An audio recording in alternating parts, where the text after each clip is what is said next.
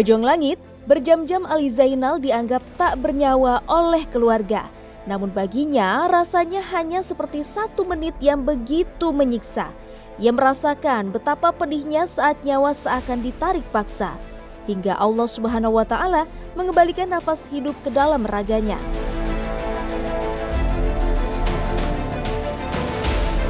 Pejuang Langit mati suri menjadi titik balik hidup Ali. Allah Subhanahu wa Ta'ala memberikan kesempatan kedua yang tak semua orang dapatkan. Ini bukanlah kejadian biasa, tapi peringatan langsung dari Allah. Di ambang ajal, Ali Zainal merasakan pedihnya sakaratul maut. Aku tuh nyari ya, apa nih. Ternyata konteksnya cuma satu, bahwa semua orang nanti akan merasakan ini. So yang jadi pertanyaan, apa persiapanmu? A'udzubillahi minasyaitonirrajim. Bismillahirrahmanirrahim. Idza waqa'atil waqi'ah laysa liwaq'atiha kadhibah khafidatur rafi'ah idza rujjatil ardu rajja wa busatil jibalu basa. Kini dengan kesempatan kedua yang Allah berikan, Ali Zainal menjaga tubuh dan hidupnya dengan penuh kehati-hatian, meniti setiap langkah di jalan Islam.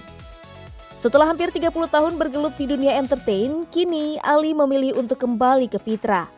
Memulai jalur langitnya dengan menjadi seorang hafiz, menghafal ayat-ayat suci Al-Quran, dan memulai hidup baru sesuai tuntunan Allah Subhanahu wa Ta'ala.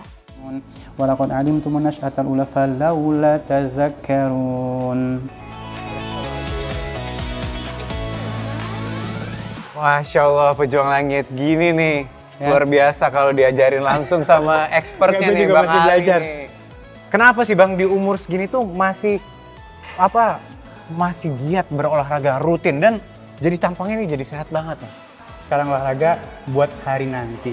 Nah, mungkin kalau misalnya kita connecting dengan ibadah, tangan, badan, mata, semua ini titipan dari Allah. Masya Allah. Titipan Allah ya. Semua titipan. Nah, bayangin kalau misalnya gue nitipin sesuatu sama Anof, terus jaga, seneng nggak? Seneng dong. Yang ngejaga seneng dong? Iya. Nah, ini olahraga ini kita ibaratnya ibadah menjaga apa yang menjadi titipan Allah Subhanahu wa Ta'ala. Kalau misalnya Allah senang dengan apa yang dititipin dirawat, maka akan dikasih keberkahan. Ya Allah, aku olahraga supaya nanti aku ibadah kepadamu nikmat. Banyak orang saat ini sholat nggak bisa berdiri, kayak umroh, haji kan itu butuh proses. Fisiknya harus kuat. Fisiknya harus kuat, nggak bisa main-main. Nah, disinilah kita niatin, saya olahraga untuk ibadah. Pelajaran berharga nih Pejuang Langit, bahwa tubuh yang sehat adalah amanah untuk mendekatkan diri kepada Allah Azza wa Jalla. Ilmu dari para ulama bahwa Allah mencintai orang beriman yang kuat. Orang beriman yang kuat lebih baik dan lebih dicintai Allah daripada orang beriman yang lemah. Pejuang Langit, dulunya hidup Ali Zainal lekat dengan dunia hiburan penuh gemerlap. Hari ini berubah total 180 derajat. Sejak remaja, ia sudah kenal dengan dunia model, akting, sampai dunia glamor yang memabukan. Tapi Allah Subhanahu wa Ta'ala memberikan kesempatan hidup kedua untuknya. Kesempatan yang mengubah segalanya. Kini Ali tak bisa lepas sehari pun dari Al-Quran. Setiap nafasnya terikat dengan kalamullah. Masya Allah. Bang Ali, jadi kan sekarang Bang Ali tuh setelah dengan adanya segala macam kejadian, akhirnya lebih mendekatkan diri dan mencintai Al-Quran. Ya kan Bang ya? Sebenarnya mencintai Al-Quran, mencintai ibadah. Jadi konteksnya gini, wa ma khalaqtul jinna wal insa illa liya'budun. Tidak diciptakan jin dan manusia untuk ibadah. Pada saat kita nggak mau ibadah, artinya kita keluar dari konteks penciptaan itu, benar nggak? Iya. Dengan klise dibilang apa? Saya belum dapat hidayah. Sementara Allah udah sebar hidayah kemana-mana. Bukannya nggak dapat, kalau aku bilang kita nggak mau ambil aja. Intinya satu, kematian pasti dan kita punya bekal apa? Bang Ali, lu rajin banget sholat, gitu kan? Ngapain sih lu sholat? Iya karena udah sago banyak. Dan paling keren lagi apa, kita cari muka sama Allah. Sehingga akhirnya kita selalu diributin di langit. Wah, bentar lagi pasti ini sholat nih. Bentar lagi, wah dia nggak bakal diganggu sama setan nih. Kan ditonton kita nih. Baik. Nah, aku pengennya kita jadi selebriti bukan hanya di dunia. Yang cari muka di dunia kan pasti mau manusia kan? Iya. Tapi kita jadi selebriti di akhirat. Sehingga akhirnya kita cari muka dengan yang memang haknya kita harus cari muka, sehingga akhirnya kita terselamatkan dunia akhirat. Pejuang Langit, perubahan hidup Ali Zainal kembali ke fitrah dirinya bermula dari peristiwa spiritual yang pernah dialami. Masya Allah, Nah, ini dia nih ya. Ini usaha kita nih, no. Mudah-mudahan jadi berkah, amin. Amin, amin. Ini coffee shop ya. Iya, Dekat jadi sama rumah dari sini? dekat. Jadi bahasanya apa ya? Mencoba melihat peluang bisnis lah gitu lah ya. Masya Ikhtiar. Brother bikinin yourself sexy macchiato. Masya Allah. Itu yang Ini apa recommended favorit ya? di sini, Favorit di sini, Masya Allah. Ini sebenarnya harusnya maintenance semua aku. Nah, tapi kalau misalnya udah menu, terus apa namanya segala macam pernah pernikah segala macam dari kopi, itu istri semua. Oke. Yang lagi nggak bisa hadir di hari ini nih. Nah, kalau ada dia pasti dia paham semua nih.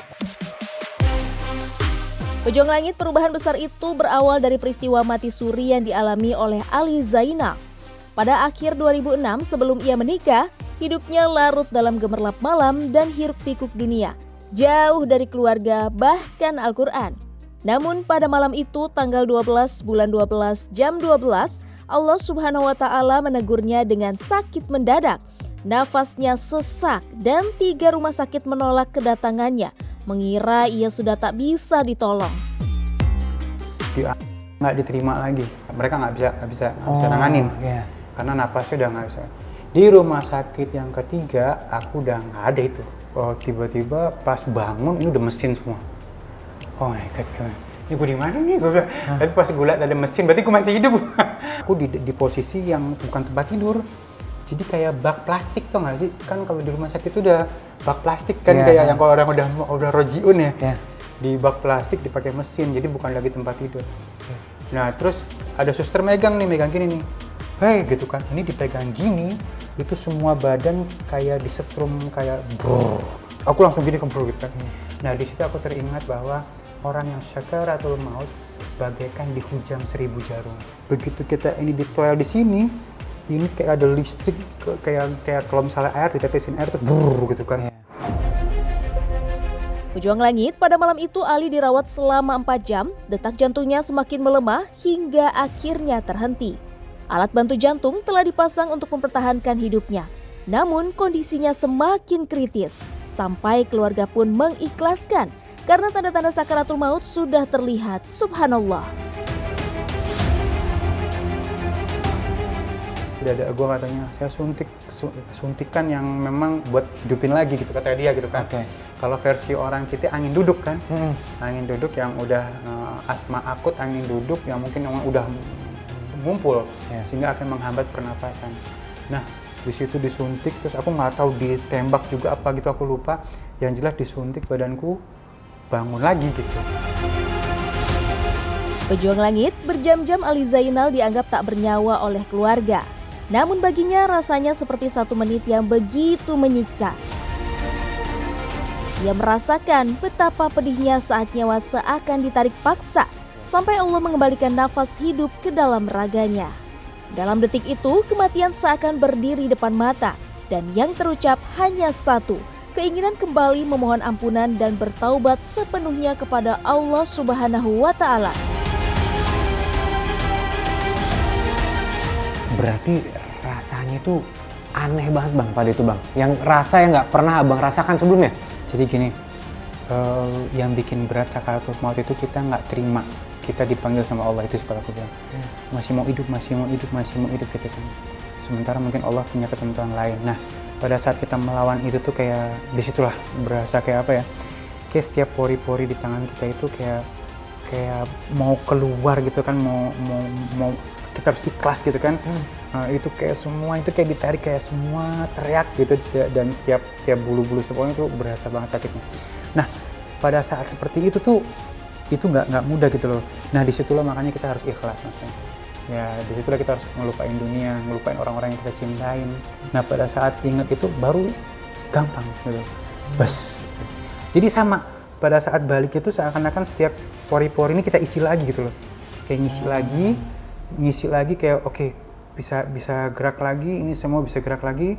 Terus bisa ngerasain udara ngalir ke dada gitu ya. Pejuang langit, para guru pernah menjelaskan bahwa sakaratul maut itu saat yang paling menegangkan dan menyakitkan, melampaui semua rasa sakit yang ada di dunia. Shodad bin Aus radhiyallahu anhu berkata, kematian adalah kengerian yang paling dahsyat di dunia dan akhirat bagi orang yang beriman. Kematian lebih menyakitkan dari goresan gergaji, sayatan gunting, panasnya air mendidih di bejana. Seandainya ada mayat yang dibangkitkan dan menceritakan kepada penduduk dunia tentang sakit dan kematian, niscaya penghuni dunia tidak akan nyaman dengan hidupnya dan tidak nyenyak dalam tidurnya.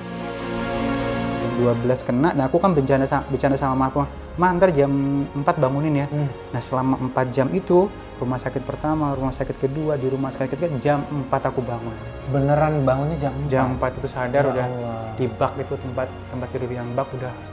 Maaf ya kalau orang sakarat tuh kan buang air besar, buang air kecil. Udah terjadi semua waktu Udah itu? semua. Ya Allah. Udah, nah maka aku bilang, gue mati nih. Ada suster satu, aku bilang, nanti semua orang bakal ngerasain ini. Nah suster itu masih beranggapan aku halu. Ngomong jam macem-macem ya, aku bilang. Coba sadar, aku masih digituin tuh. Enggak, semua orang nanti bakal ngerasain ini, aku bilang. Nah terus akhirnya aku ini dan dipindahin ke ICU ya. Habis itu minta pulang aku. Sehat, benar-benar sehat. Sehat dan besoknya syuting fighting gak ada masalah. Allahu Akbar. Pejuang langit, banyak ragam cara Allah menegur hambanya, dan apa yang dialami oleh Ali Zainal menjadi pengingat yang sangat berharga bahwa hidup ini tak layak dihabiskan untuk gemerlap yang sementara.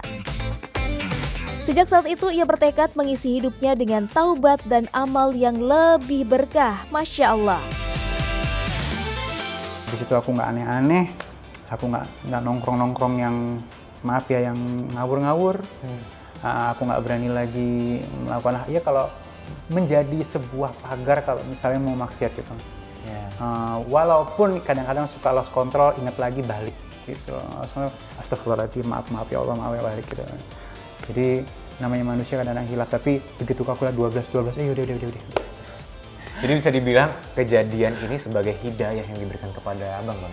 Pelajaran dan hidayah mungkin iya secara langsung. Jadi ternyata konteksnya cuma satu, bahwa semua orang nanti akan merasakan ini. So yang jadi pertanyaan, apa persiapanmu? Dan persiapan Ali tak main-main pejuang langit. Ia bertekad kuat di sisa umur yang diberikan, ingin menjadi penghafal Al-Quran. Ya, kini setidaknya beberapa juz telah ia hafalkan dengan penuh kesungguhan. Semua itu ia lakukan sebagai bekal berharga di akhirat kelak. Masya Allah. Saya bilang nih sebagai hafiz Quran nggak ini? Oh, belum, jauh. Masih belajar dan masih proses lah gitu lah bahasanya. Tapi mudah-mudahan Allah redho dimasukkan ke dalam penghafal Al-Quran. Amin. Amin ya rabbal alamin. Nah, kan abang itu kan selalu mendekatkan diri kepada Al-Quran. Apa sih manfaat yang abang rasakan dengan abang tuh selalu dekat sama Al-Quran, Bang? Oke, gini. Aku konsepnya kauniyah ya. Satu huruf Al-Quran 10 kebaikan. Ya. Alif Lam Mim. Dihitung bukannya 1 tapi 3 huruf. Berarti ada 10. Arti ada 30 kebaikan 30. Baru Alif Lam Mim. Kalau dibaca selanjutnya gimana tuh? Nah, kan kita tiap hari dosa nih hidup. Ya. Kalau udah ada dosa itu cuma bisa dihilangkan dengan banyaknya kebaikan. Sehingga akhirnya mudah-mudahan amalan kita nanti baik. Nah, nggak mungkin atau susah kita mau bikin kebaikan sehari 10 dah. Ya. Misalnya, contohnya abang udah program dalam otak abang nih. Abang mau bikin kebaikan 10 kali, harus nyari kan? Harus nyari orang yang mau berbuat baik kita. Atau harus memprogram supaya kita nanti itu mungkin bisa dapat, bisa enggak. 10 aja belum tentu dapat seharian. Tapi dengan Al-Quran, satu hurufnya 10 kebaikan atau 10 kebajikan, rugi kalau misalnya kita nggak baca. Tujuannya apa? Nggak muluk-muluk deh untuk nutupin dosa kita. Pejuang langit, istiqomah Ali dalam menghafal Al-Quran begitu kuat. Hingga kini ia mengikuti proses one day one juz untuk diri sendiri. Sebuah langkah mulia untuk terus menjaga hubungannya dengan kalamullah. Nabi SAW bersabda, Dikatakan kepada ahli Quran, bacalah, naiklah, dan tartilkanlah. Membaca dengan perlahan sebagaimana engkau menartilkannya di dunia. Karena kedudukanmu ada pada akhir ayat yang engkau baca.